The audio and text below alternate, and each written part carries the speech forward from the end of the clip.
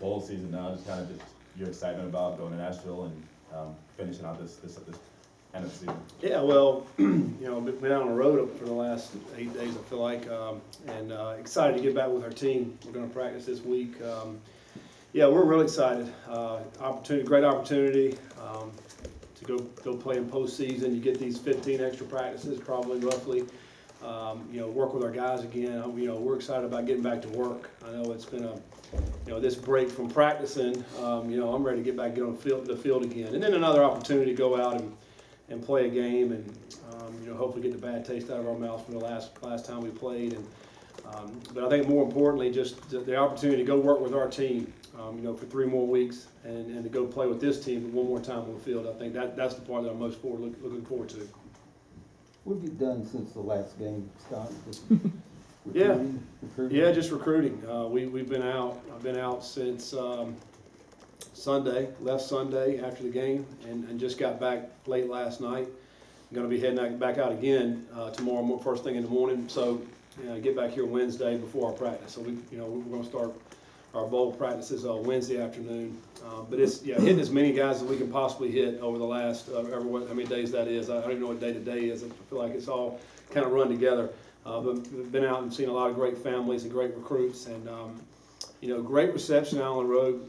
This time of the year, it's always, as a coach, you're always a little nerve-wracking, I think, because it's poaching season, like I like to call it, where everybody tries to come in and get your players, and so it's all about holding on to your guys and getting that pen to paper on Wednesday, a week and a half from today. To get everybody signed up. We feel like we'll get most of our class signed in this first signing period. It's going to be a large class for us. We'll see. I don't know exactly what the number will be, next Wednesday, but the majority of the class should sign in that group. Do you anticipate an opportunity to retaliate against Chris Mack in the next week or so? Well, I hope. I'm probably not in the next week. I want it to be something worthwhile. I want it to be a big time situation. Hopefully we'll put another banner up, and when we do that, we're gonna demolish his yard if we can get that happening. So I'm looking forward to the opportunity to get back on that. He kind of, because I wasn't there, so my wife had to go out and clean that up by herself. So yeah, we're gonna get him back. Were you surprised? Seriously. Was I surprised? Absolutely. The first thing I saw that video, he tagged me on the video, and I thought it was pretty funny, actually. I was pretty good by him and his wife. But I was really surprised, and particularly it was late at night, and I'm like, man, what's he doing? And then you get back and think about it. Well, here's the basketball coach of the #1 team in the country going out and putting toilet paper in the head football coach's yard. I think it's pretty comical. But I think number one, he's a great guy in a great family, and I've enjoyed the time this year hanging out with those guys, and not only professionally but personally, just fun to be around. And I think we have a lot of those type coaches in this athletic department, and Vince has done a great job with this staff. It's just fun coming to work every single day with the type of group of coaches that we have. More seriously, as far as the 15 practices that you're talking about, is your emphasis any different than it would be during the regular season? Is it more spinning ahead to next year, experimenting more? I think that probably initially the first, handful to 7 practices are more like spring type practices where you're working fundamentals, blocking, tackling, working a lot with the young guys. You're keeping the older guys obviously in tune, getting a lot of reps as well, but a lot of it goes back to just your base football stuff. It's a lot of fundamental work, throwing, catching, tackling, blocking, all those things, working on those things fundamentally in the kicking game as well. So you want to utilize all those practices for that, and the young guys. But all the while, every day we'll do something, as far as trying to get ready for the game also, but just not as much. And then what else you do is you try to keep it fun. We're going to try to do different competitions within practice to make the guys, have a good time with it. And we're not going to be out there a long time either. To me, you want to make this experience fun and enjoyable, something that these guys want to get back to every single year. And because I think when you get to this part of the season, so much of it is mental at this point. The guys, the ones that want to be there, want to put the work in, that want to go play the game, usually are the ones that are most successful. How much more time will you give them off before you get set practice? Not a whole lot more. I think, they've had, a lot of them have had 5 or 6 days off this past week, and a bunch have gone home. They'll be back Tuesday afternoon, and throughout the next 3 weeks, they'll have some time, but it's not going to be, extended period of time. I don't think there'll be a day here, 2 days there, maybe 2.5 days, and then before we get into that game prep week, and we head to the bowl site. What do you know about Tennessee, and kind of talk about the matchup with the Volunteers? Well, I don't really know much about them, quite honestly. We haven't, kind of been waiting to see exactly who we're playing before you do that. But you got plenty of time between now and the game before you start really getting into the opponents. What I have seen, I think they won, 6 out of the last 7 games, so that they really, they started out a little slow, but to their credit, they've really rallied and done a great job here the last half of the season. You win the last 6 out of 7. I think they won 5 games in SEC this year. They've done a great job with that, because I think they started out 2-5, maybe 2-6, something like that. And so that you get to that point of the season, it can go either way, and they went the correct way. They've got a lot of confidence right now, and building their team out. I think they've got some good young players that have really started to play. Would you mind going back to the same stadium twice in the same year? No, I think it's neat. It was a good experience last time we went there. It's a really good venue. I think it was a nice stadium. We had a great time in that stadium. Obviously, you had a big win. It's a great city. I think it's a lot of entertaining things that can be done in that city. It's very close to us, 2.5 hours away. So a lot of our fans will be able to get down to that site, and I think it should be a great atmosphere. Should be a lot of people in there. I think that's what people, our kids want to play in a great stadium with a great atmosphere. I think we're going to get all of that. So it should be an awesome week. Do you see this as almost a visiting team situation? It's in Tennessee, et cetera, and would you have preferred a bowl somewhere else? No, I mean, I think this is a ideal scenario, really, for us, because it's so close. You're able to get, a lot of our fans will be able to get right to that game. It's easy for us to travel there, for our families. I think it's in a good location for our players' families. I think there's a lot of positives. I'd rather it be a great atmosphere, and I know, it should be. I think the stadium should be, sold out, if not close to it, and so you want a big time atmosphere to play football in, and I think that's what we're getting. So we're excited about it. What was your reaction when you heard that you were coach of the year? Well, I mean, it's a great honor. Number one, I mean, I grew up in Durham, right there, Duke and UNC and NC State, Wake Forest, and going to see a lot of ACC games. And as a little kid, I love sport, I love football, and I love playing. I never dreamed I'd be one day ACC Coach of the Year. So it's an incredible honor for me personally, but it speaks to what our staff has been able to do here. Obviously I'm just one person, but we have a tremendous staff, and I'm not just our full-time coaches. I'm GAs and our quality control coaches. Everybody else associated with our program, they just do a great job, and everybody pulls in the same direction. I think we've changed a bunch of different attitudes within this building, the way they approach, their attitude and their effort. I think that's the two things that we've tried to strive on the most, and it's translated into a 5-3 ACC record this year, and from 0 to 5. That's a great turnaround. There's Dabo down in Clemson. I mean, he's surely deserving of the award. There's no question what he's done has been incredible. Bronco at Virginia. I mean, there's a lot of great coaches here that could have gotten this award. It's an honor for me to get recognized in that way. I would, if I could trade it for the conference championship, I'd trade it every day, all day. I mean, I'd rather be hoisting that trophy that Dabo, did last night. So, but it is a great honor. It's something that we're certainly going to build off of here in this program. To go from 2 wins to 7 wins and to finish second in the ACC on our side is a great accomplishment this year. There's a lot of good players and a lot of good coaches. What are your priorities in practice for bowling? Well, as I mentioned earlier, I think the first 5, 6, 7 practices are a lot of just fundamentals, getting better as a football team. Really trying to get these young guys going, but really all of them. Quite honestly, I mean, we got to get a lot better. We want to go and win this bowl game. I mean, there's a lot of things we got to get done. Tackling, fitting the defense right.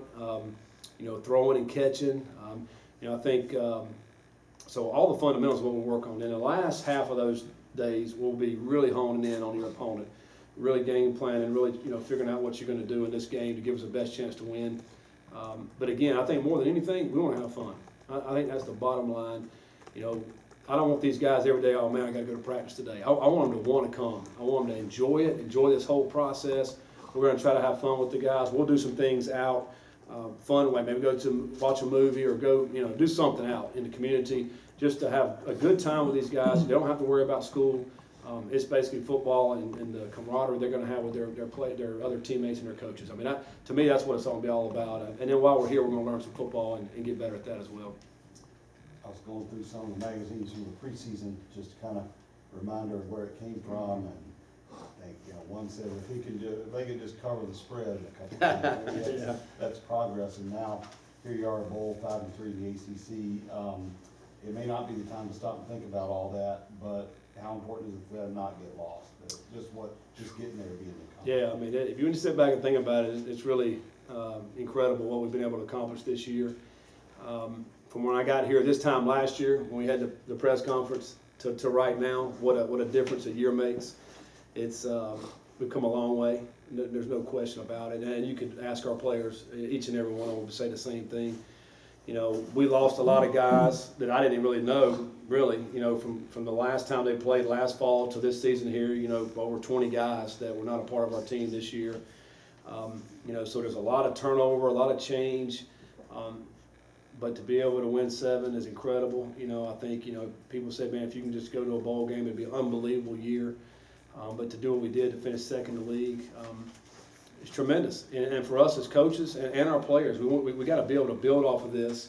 And that's why this whole last week in recruiting, I mean, everybody we talked to, man, they're so fired up. Because a lot of these guys we talked to, I think it was 21 of them, were committed before we played our first game. And so they bought into what we were selling before we even played a game. And now to go back into their homes, having had the year we had, they're so excited. What they saw last spring and summer when they came and visit, they really could believe it. And so they really, quite honestly, wasn't surprised that we won some games. So it was just neat this past week and exciting. And so we can get these guys on board here. I've mentioned earlier, we're going to have a bunch of these guys. More than half will be in early enrollees in January. And that'll be tremendous as we start spring practice coming in. Probably over, you look at between 20 and 25 newcomers in January between scholarship and walk-on guys, so roughly 25. So that's a lot of new additions to our team that'll be awesome to build off of this season. Coach, when you, each time you talked about one of your new coaches last year, you talked about continuity and that. Do you worry at this time of the year because you've done so well that you will have to fight off other schools for guys, and how important is that for you? Yeah, when I said the poaching season, that's coaches too. So it's all. I mean, to me as a head coach, what I've learned these last 7 years is this. I hate this time of year as far as that goes because there's always movement. There's always things happening out there. Whenever you put a good product on the field, people are noticing, and they want to come inquire about some of your guys. So I think that's healthy though. I think it's. When you're doing good, I'd rather be that way than the other way. I've mentioned that a bunch of times, including for myself. I think when you're doing a good job, people notice they will come asking about you, which that's why we want it. And then it's up to us, what can we do to keep them and keep them in Vince and our administration have done a great job trying to be proactive and we having talks with our guys. I mean, we've got a good group of guys. We want to keep them around here, continue to make them happy and so, yeah, that's always in the back of your mind, and we'll cross those bridges when they happen. As of 30 seconds ago, there's still some speculation that Tennessee may not be your opponent. It just got confirmed it's Mississippi State. Okay. Oh, is it? Does that change anything? No, it doesn't change anything. It's, until it's official is when it's official. So, again, that's why we really hadn't worried about it as a staff. And you got plenty of time, these 3 weeks to get ready for an opponent. And, if it's Mississippi State, then we'll start getting on those guys.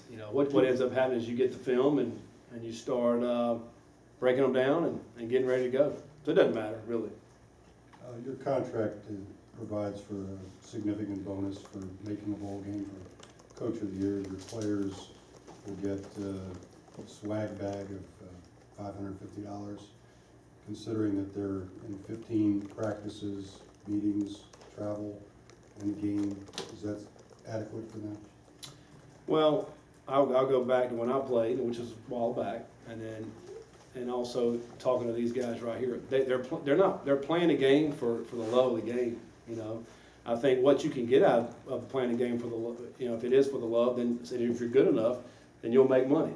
And, you know, this has been a debate for years, you know, what we've been talking about and how much can we give student athletes and all that, and it's opened up a lot of can of worms. And so it's being addressed now in NCAA, and I'm sure we're gonna move forward at some point to continue to help these student athletes out.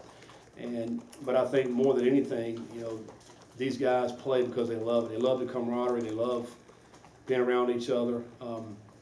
You know, and I think, you know, this is reward, and that's why I say I want to make it fun for them. These 15 practices and this game, make it a great experience because they grew up loving this sport, and you know, I want them to continue to love it. And when they leave University of Louisville, I want them to continue to love football and love the camaraderie. So that, you know, your question is always going to be a debate. I think, you know, for student athletes, what we can do for them. And you know, but for right now, the rules are what they are, and you know, we'll do the best we can to help them out. How did the team finish the season health-wise, and how will this layoff help you guys going into the bowl? Well, I think overall pretty healthy. Yeast is the one that, you know, probably be out for the bowl game. That will be a big loss to us, and we missed him in the Kentucky game, and you know, so that'll be a loss. You know, I think, you know, guys like Cunningham, who had a dinged up ankle for most of the season, this break should really help him to get back full speed, 100%. Utilize some of his ability in the running game.